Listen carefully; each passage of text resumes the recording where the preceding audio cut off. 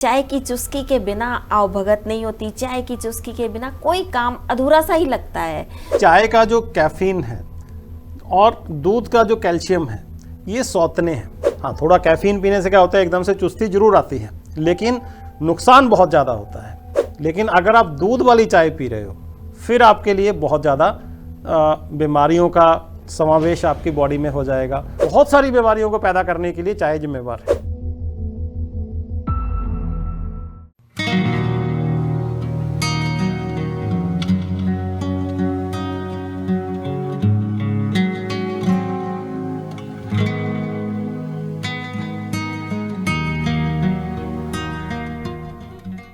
नमस्कार, D5 channel Hindi के programme care yourself में मैं वंदना आप सभी दर्शकों का स्वागत करती हूँ। इस प्रोग्राम में हम डॉक्टर सुनील जी से बातचीत कर रहे हैं, जो कि नाड़ी वैद्य हैं। नाड़ी देख करके हर बीमारी का पता करते हैं। नाड़ी उस समय से देखी जाती है जब हमारे पास में एक्सरे भी मौजूद नहीं थे। एक्सरे, MRI इन सब से पहले की चीज़ है। डॉक्टर सुनील, आपका बहुत बहुत स्वागत है हमारे इस प्रोग्राम में। थैंक यू जी, धन्यवाद।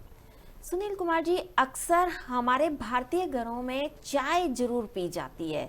चाय की चुस्की के बिना आवभगत नहीं होती। चाय की चुस्की के बिना कोई काम अधूरा सा ही लगता है।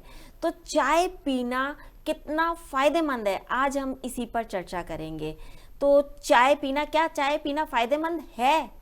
जी बिल्कुल है, चाय पीना बिल्कुल फ़ायदेमंद है, प्रोवाइडेड कि आप चाय वो पी रहे हो जो चाय होती है। आप जो चाय पी रहे हो वो चाय नहीं है, वो काढ़ा है। ठीक है, अब मैंने फ़ायदेमंद क्यों कहा है और नुकसान क्या है इसके, ये आपको समझना होगा। देखिए, चाय जो हम बना रहे हैं वो किस तरह से बना रहे हैं। पहले पानी में चाय पत्ती या कुछ इलायची, दालचीनी, बड़ा के मसाले डाले जाते हैं। उसके बाद फिर उसके अंदर चीनी डाली जाती है। अब चाय भी एसिडिक है और चीनी भी क्या होगी, एसिडिक होगी। फिर उसके अंदर दूध डाला जाता है और फिर उसको बहुत अच्छे तरीके से बार बार उबाला जाता है। तो मतलब जितना कहते हैं वो उबलेगी उतना ज़्यादा टेस्टी बनेगी। अब इसमें नुकसान क्या है? नुकसान है कि चाय का जो कैफीन है और दूध का जो कैल्शियम है ये सौतने हैं। समझ रहे, यूँ समझ लीजिए, सौतने मतलब ये एक घर में नहीं रह सकती।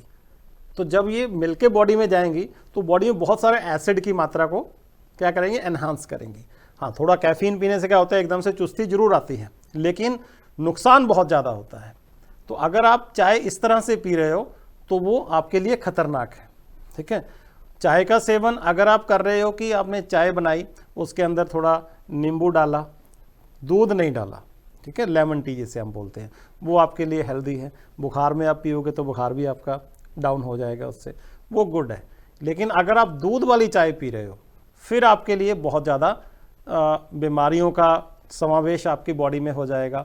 बहुत सारी बीमारियां आपको घेर लेंगी, बहुत सारी चीज़ों का समस्याओं का हल नहीं होगा। लाइक आपका बीपी है, बीपी में अक्सर आप देखें लोगों को बोला जाता है कि नमक कम कर दीजिए, घी बंद कर दीजिए। तो बीपी तो फिर भी दवाई तो बंद नहीं होती। अब बंदा कहता है मैंने नमक भी कम कर दिया और अपना घी मक्खन मलाई बिल्कुल बंद कर दिया, स्टिल मेरा बीपी तो हाई है। कारण क्या है कि अब चाय तो आप छोड़ ही नहीं रहे। जो चीज़ बीपी को बूस्ट कर रही थी उसे तो आप बंद नहीं कर रहे हो, तो आप उसे बंद कीजिए। 3 महीने में आप देखिए आपकी बीपी की मेडिसिन बंद हो जाएगी। ठीक है, तो चाय हेल्दी इसलिए है कि अगर आप उसे लेमन टी पी रहे हो, ग्रीन टी पी रहे हो, अगर आप मिल्क टी पी रहे हो तो अनहेल्दी है। अब क्या मिल्क टी एकदम से बंद हो जाएगी? संभव नहीं है, क्योंकि इतना ज़्यादा घर कर चुकी है हमारे अंदर कि आप एकदम से चाय बंद नहीं कर पाओगे। क्योंकि जो भी घर में मेहमान आता है, लाइक यू सेड कि हाँ जी मेहमान आया तो चाय तो बनेगी, चाय नहीं बनेगी तो कॉफ़ी बनेगी। कोई मेहमान को दूध तो पूछता नहीं है और मेहमान पीता भी नहीं है ना। तो उस समय आप क्या कर सकते हैं, अगर आप चाय को इसी तरह से बना रहे हैं तो कृपया करके चाय को बनाने का तरीका थोड़ा चेंज कर लीजिए। वो क्या है, चाय पत्ती को बॉयल कीजिए, चीनी उसमें ऐड ऑन मत कीजिए, दूध को अलग से बॉयल कीजिए। अब जब आपने चाय पीनी है तो आपने चाय पत्ती वाला जो पानी कप में डाला, उसमें दूध डाला, उसके अंदर फिर आप ब्राउन शुगर, शक्कर या गुड़, चीनी मत डालिए, क्योंकि चीनी बहुत सारी बीमारियों की, मतलब मैं कहूँ सभी बीमारियों की माँ है। तो इसको आप रहने दीजिए। शक्कर मिला लीजिए, थोड़ा सा गुड़ मिला लीजिए। अगर आप डायबिटिक हैं तो आप उसमें स्टीविया ड्रॉप्स मिला सकते हैं। स्टीविया एक बहुत नेचुरल प्लांट है जिसे मीठी तुलसी भी कहा जाता है, बहुत मीठा टेस्ट होता है उसका। 5 ड्रॉप आपके 1 कप के लिए बहुत अच्छा मीठा दे देंगे। तो इस तरह की चाय आप कम करने के प्रोसेस में अगर आप बढ़ना चाहते हैं तो तब तक आप ये चाय पी लीजिए। इससे नुकसान होगा, लेकिन एज कम्पेयर टू कि वो बॉयल्ड जो बार बार आपने उसको बॉयल किया है उसके मुकाबले में बहुत कम नुकसान होगा। तो चाय हेल्दी भी है और अनहेल्दी भी है। चाय के कितने कप पीने चाहिए दिन भर में? वैसे तो अक्सर जब कोई आ गया तब पी लिया, सुबह उठते ही चाय चाहिए, शाम को चाय चाहिए, रात को खाने के बाद चाहिए, दोपहर में खाने के बाद चाहिए, यहाँ तक कि ब्रेकफास्ट के बाद भी चाय चाहिए। तो इतने सारे कप पीना हेल्दी है या नहीं? अति सर्वत्र वर्जित। Excess of everything is bad. कोई भी चीज़ भले वो अमृत क्यों ना हो, अगर बहुतात में है तो वो आपके लिए नुकसानदायक है। अब ये चाय तो वैसे ही नुकसानदायक है, तो इसकी तो बहुतात क्या देखनी। तो कोई भी चीज़ अगर आप ज़्यादा मात्रा में ले रहे हो तो वो आपके लिए नुकसानदायक है। आप ये निर्धारित नहीं कर सकते कि कितने कप चाय पीनी है। ठीक है, आपने सुबह 1 कप चाय ले ली, शाम को मत लीजिए, 1 कप बहुत होता है। अब दिक्कत कहाँ पे आती है? लाइक आप वर्किंग लेडी हैं, या फिर आप ऑफिस में हैं, या घर पे मेहमान आ गए हैं।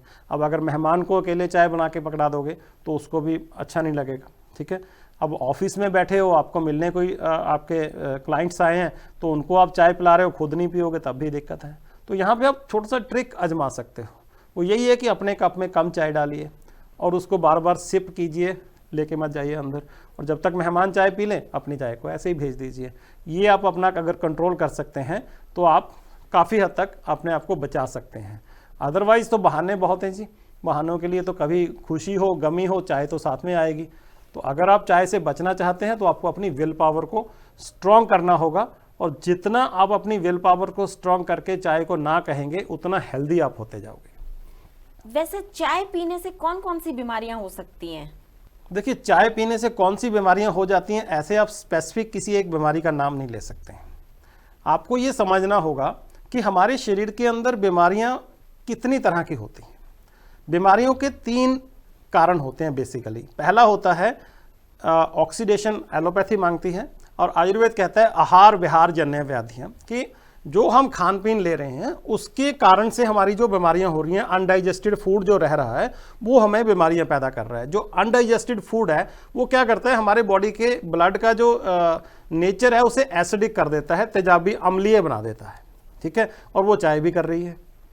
दूसरी चीज़ जो कारण होता है बीमारियों का वो होता है आगांतुज। आगांतुज होता है बाहरी कारण।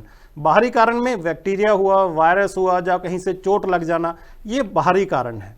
और तीसरा कारण होता है मानसिक कारण।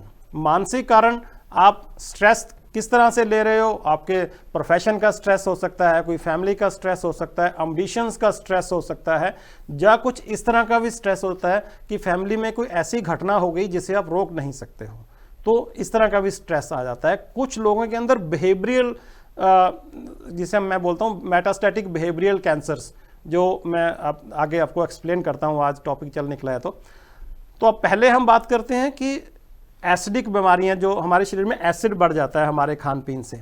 अब जैसा आप खान पीन करोगे, मैदा खा रहे हो, नॉन फाइबरस फूड खा रहे हो, चाय ज़्यादा पी रहे हो, तो ब्लड के अंदर एसिड बढ़ेगा।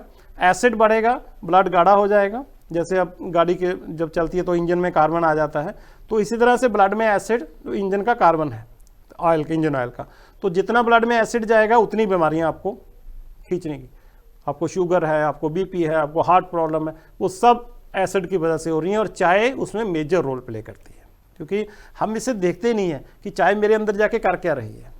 ठीक है, अब ये हो गया चाय का। एक स्पेसिफिक डिजीज़ के ऊपर मैं बात नहीं कह सकता कि इस वजह से ये बीमारी हुई है, लेकिन बहुत सारी बीमारियों को पैदा करने के लिए चाय जिम्मेवार है।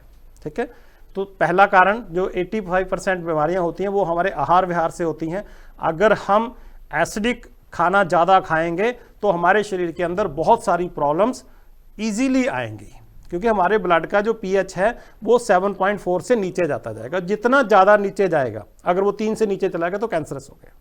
ठीक है, तो हमें ध्यान क्या रखना है कि हमारा जो फूड हो वो अल्कलाइन हो। जैसे फ्रूट्स हैं, जैसे आप दूध पी रहे हैं, दूध अल्कलाइन है, लस्सी ले रहे हैं, तो ये सब चीज़ें अल्कलाइन है। तो अल्कलाइन क्या करता है, दुनिया में नेचर ने दो ही चीजें ऐसी बनाई हैं जिनका आपसी संयोग तीसरी चीज को पैदा नहीं करता। नहीं तो आप दूध में कोई चीज मिलाओगे या किसी भी चीज में दो चीजें मिलाओगे तो तीसरी प्रोडक्ट तैयार हो जाएगी, लेकिन एसिड में अगर आप अल्कलाइन मिलाओगे तो वो तीसरी प्रोडक्ट जो तैयार होगी वो न्यूट्रलाइज होगी, उसकी कोई वैल्यू नहीं होगी। ठीक है, तो अगर हमारा शरीर एसिड तो वैसे भी तैयार करता रहेगा, ठीक है, वैसे ही बॉडी के अंदर एसिड है, स्टमक के अंदर जो हमारा खाना डाइजेस्ट करता है वो खाना डाइजेस्ट करने के लिए एसिड है, लेकिन अगर हम अल्कलाइन फूड लेते रहेंगे तो हमारा जो एक्सेस का एसिड है वो न्यूट्रलाइज होता रहेगा, बॉडी हेल्दी रहेगी। ठीक है, अगर हम एसिडिक खाना खाते रहेंगे तो और ज़्यादा बीमारियां आती रहेंगी, आपको लेथार्जिकनेस ज़्यादा होगी, आपका बीपी बढ़ना शुरू हो जाएगा, कोलेस्ट्रॉल भी बढ़ेगा। तो ये सब चीज़ें कहाँ से आएंगी? आपके एसिडिकपन से, ब्लड के एसिडिक होने से। जैसे आप कोल्ड ड्रिंक्स पी रहे हैं, बहुत सारे बच्चे आजकल देखो आप फैटी होते जा रहे हैं क्योंकि इतना कोल्ड ड्रिंक पीते हैं, सारा प्योर एसिड है। अगर आप लिम्का को अगर आप टेस्ट करना चाहें तो लिम्का के अंदर बाजार से एक पीएच इंडिकेटर मिल जाता है, साइंटिफिक स्टोर से जाएं, उससे बोलिए पीएच इंडिकेटर चाहिए, एक ब्राउन से कलर का सोल्यूशन होता है। लिम्का के अंदर आप 3 या 4 ड्रॉप, 10 या 20 ml लिम्का के अंदर 3 से 4 ड्रॉप आप डाल के देखिए, आप देखेंगे रेड हो जाएगा। अगर मौका मिला तो नेक्स्ट प्रोग्राम में मैं आपके सामने यहाँ पे करके दिखा दूंगा कि वो रेड हो जाएगा। Sir red means 0 pH, 0 pH मतलब प्योर एसिड है आप ले रहे हो। ठीक है, तो जितना एसिड अंदर जा रहा है, ऑलरेडी एसिड अंदर है, एसिड तो बॉडी के अंदर है ही है, हमारे स्ट्रेस की वजह से हमारे खान पीन से ही बढ़ रहा है और हम अंदर एसिड ही लेके जा रहे हैं। तो आयुर्वेद कहता है सर्वदा सर्वभावानाम सामान्यम वृद्धि कारणम, सभी भावों में सामान्य से सामान्य की वृद्धि हो जाएगी। एसिड में एसिड डाला तो एसिड ही बनेगा, लेकिन अगर आप एसिड में अल्कलाइन डालते हो तो वो न्यूट्रलाइज होता जाएगा। ठीक है, तो चाय इसलिए हमारे लिए अनहेल्दी है।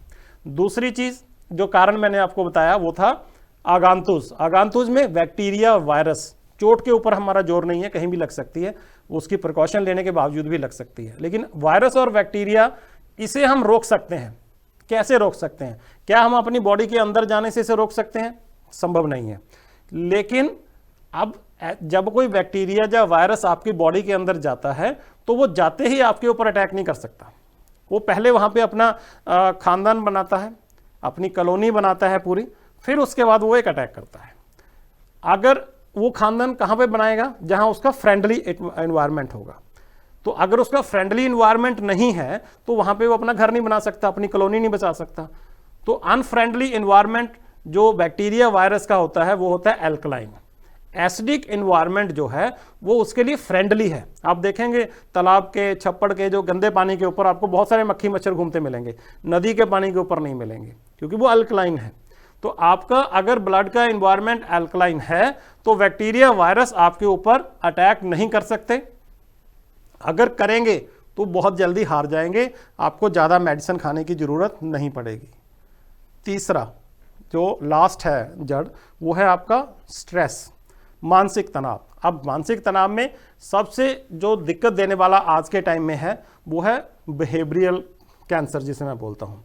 बिहेवियरल कैंसर्स क्या हैं? देखिए, अगर आपको कोई घर में किसी को परेशानी आ गई, खुदा न खास्ता किसी के प्रियजन की मृत्यु हो गई है, तो ऐसे स्ट्रेस को तो देखो भगवान ही कहते हैं ना कि वो धीरे धीरे हील करता है। लेकिन अगर किसी के स्वभाव में, अगर उसके बिहेवियर में ऐसी चीज़ें हैं जिन्हें हम मेटास्टैटिक बिहेवियरल कैंसर बोलते हैं, तो उसका तनाव में जाना जरूरी है, पक्का जाएगा। वो क्या है? वो है आपका एक बहुत लोगों की आदत होती है कंप्लेन करने की, हर बात पे कंप्लेन करना है। बारिश आई तब भी कंप्लेन है, नहीं आई तब भी कंप्लेन है ना। तो हर चीज़ के ऊपर अगर आप कंप्लेन करते हो तो आप कभी ना कभी स्ट्रेस के ऊपर जाओगे ही जाओगे, क्योंकि आपकी बात सुननी बंद हो जाएगी आफ्टर सर्टेन टाइम। फिर आपको प्रेशराइज होगा कि मेरी बात कोई सुन नहीं रहा है ना।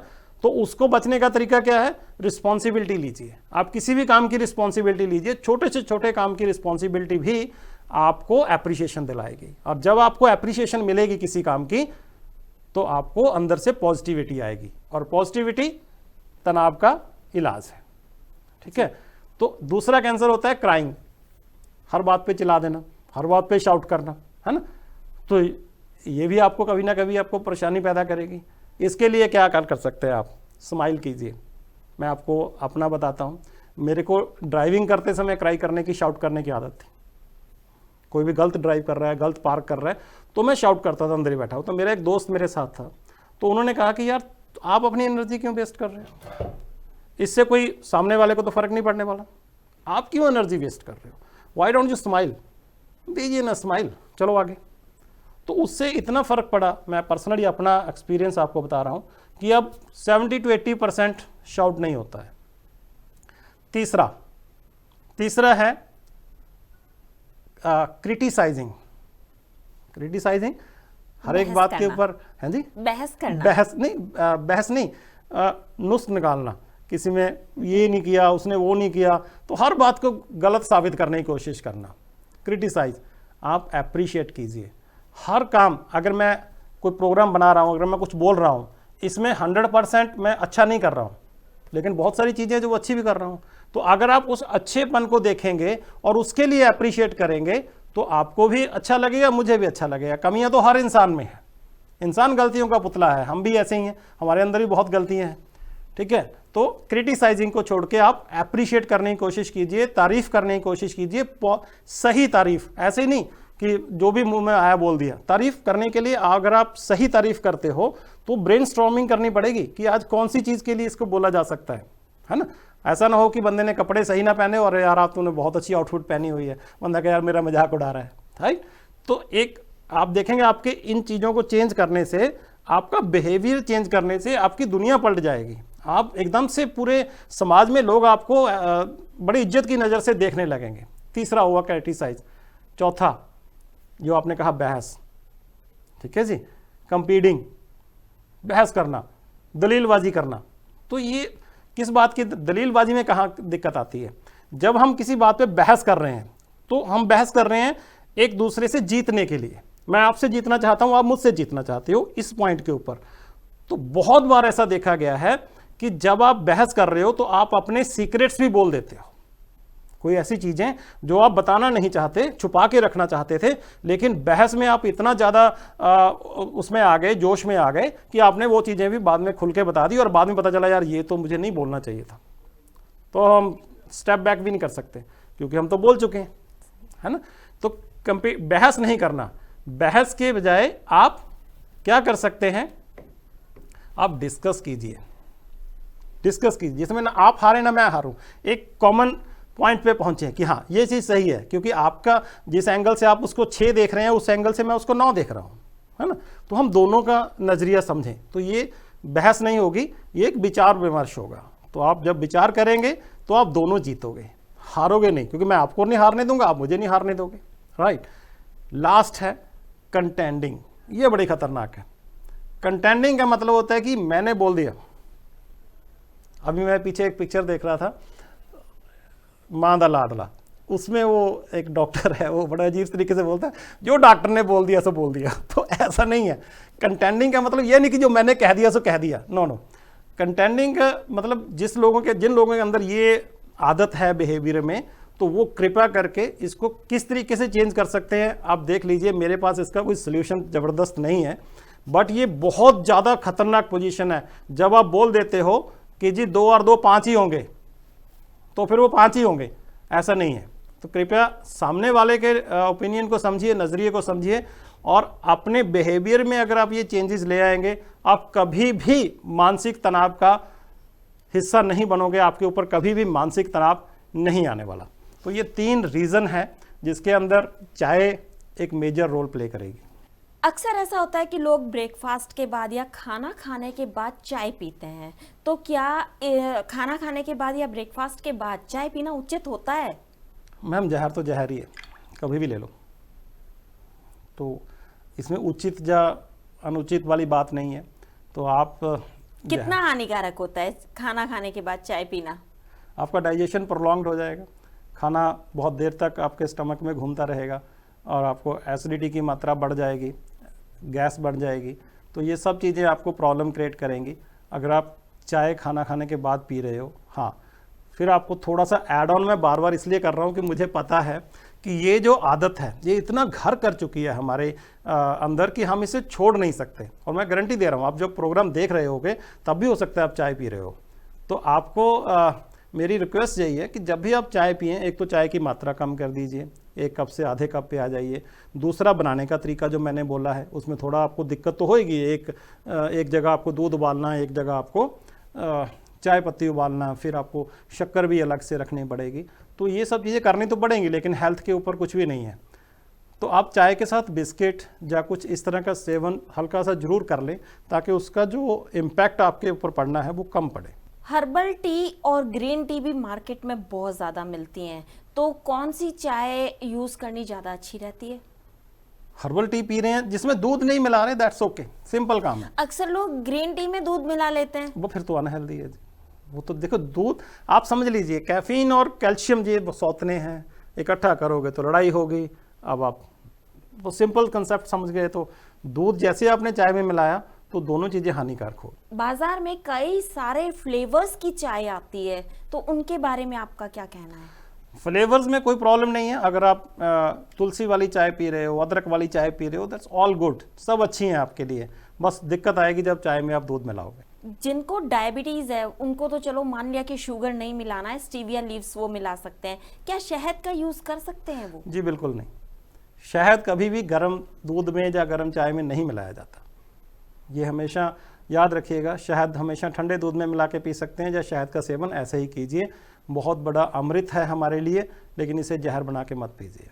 कहने का मतलब ये है कि आम इंसान को भी शहद चाय या दूध में ठंडे में ही मिलाना चाहिए, गर्म में नहीं मिलाना चाहिए। देखिए, कोल्ड टी नाम की तो कोई चीज़ होती नहीं है, तो आइस टी आजकल चल रही है, तो आइस टी चल रही है, उसमें आप शहद मिला सकते हो, क्योंकि उसमें तो ठंडे ले रहे हो ना। देन ओके फाइन, गर्म नहीं करना जी शहद को, उसमें कोई प्रॉब्लम नहीं। इसके अलावा चाय के अंदर क्या चीज डाली जाए जो फायदेमंद होती है? देखिए, चाय के अंदर आप सौंठ का पाउडर डाल रहे हैं, दालचीनी डाल रहे हैं, इलायची, लौंग, ये सब चीज़ें फ़ायदेमंद हैं आपके लिए, ठीक है, प्रोवाइडेड कि आप उसमें दूध नहीं मिला रहे हैं। बार बार एक चीज़ के चीनी ऊपर भी ना मिलाएं। चीनी तो जहर है, दूध जहर नहीं है, चीनी तो जहर है। इसका तो नाम लेना भी खतरनाक है। चीनी की जगह आप गुड़ पे जाइए, शक्कर पे जाइए, तो ये चीज़ें ज़्यादा अच्छी हैं। देसी खंड है, बूरा है, ये चीज़ें बेटर हैं। थोड़ा सा आपको थोड़ा सा चेंज करना पड़ेगा। आप देखेंगे कि आपके डॉक्टरों के खर्चे बच गए हैं। कई बार ना हम नोटिस नहीं करते हैं कि हमने कहाँ कितने पैसे खर्चे हैं। जैसे हम अक्सर कई बार जो हमारे व्हाट्सएप के ऊपर मैसेजेस आते रहते हैं कि हम सब्जी वाले से जो हमें हेल्दी चीज़ बेच रहा होता है उसके साथ तो बार्गेनिंग करते हैं, पिज़्ज़ा वाले के साथ बार्गेनिंग नहीं करते, उसको तो शायद रादर टिप भी दे आते हैं, है ना। तो आप ध्यान रखिए कि आप जो भी खा रहे हैं, आप ये देखिए कि आप उसको अंदर जाके बॉडी के अंदर क्या बनना है उसका। अगर वो एसिड ज़्यादा बनाएगा तो अनहेल्दी है, अगर एल्कलाइन की जगह जा रहा है तो हेल्दी है आपके लिए, ठीक है। चाय पर बेहतरीन जानकारी देने के लिए डॉक्टर सुनील आपका बहुत बहुत धन्यवाद। धन्यवाद, थैंक यू। अगले एपिसोड में आपसे फिर मुलाकात होगी, तब तक के लिए नमस्कार।